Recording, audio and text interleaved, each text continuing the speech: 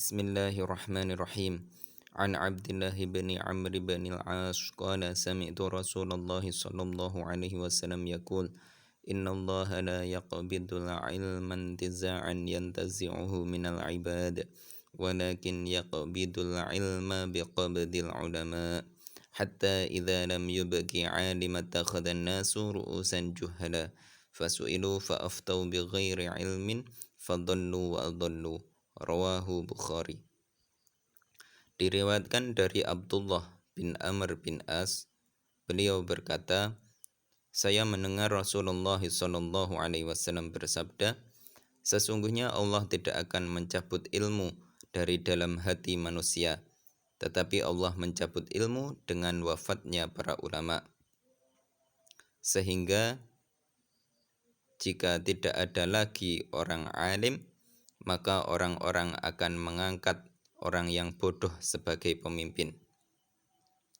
Kemudian ketika mereka ditanya sesuatu, maka mereka akan berfatwa dengan tanpa dasar ilmu.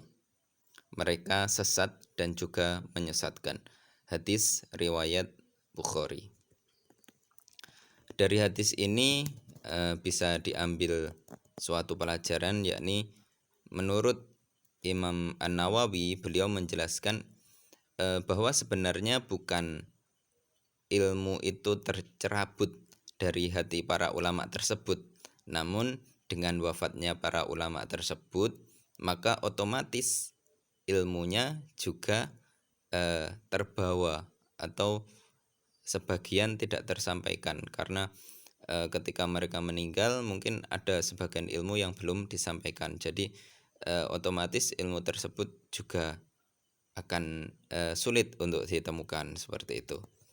Nah, dengan seperti itu maka orang-orang akan mengangkat orang yang tidak berilmu atau menanyakan sesuatu kepada orang yang tidak berilmu, sehingga mereka itu sesat dan menyesatkan. Nah, dari sini ada penjelasan lain, yakni dengan wafatnya ulama itu ilmu kan akan tercerabut bersamaan dengan wafatnya ulama tersebut. Maka kita sebagai seorang muslim dan mengetahui bahwa ilmu itu harus terus dilestarikan, maka kita bisa melakukan kaderisasi untuk mencetak ulama-ulama.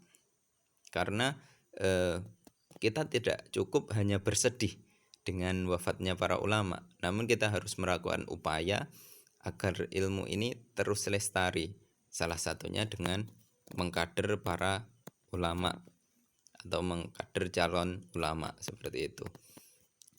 Nah, karena apa? Ketika sudah tidak ada ulama, maka akan muncul orang-orang yang mungkin hanya pintar untuk berbicara.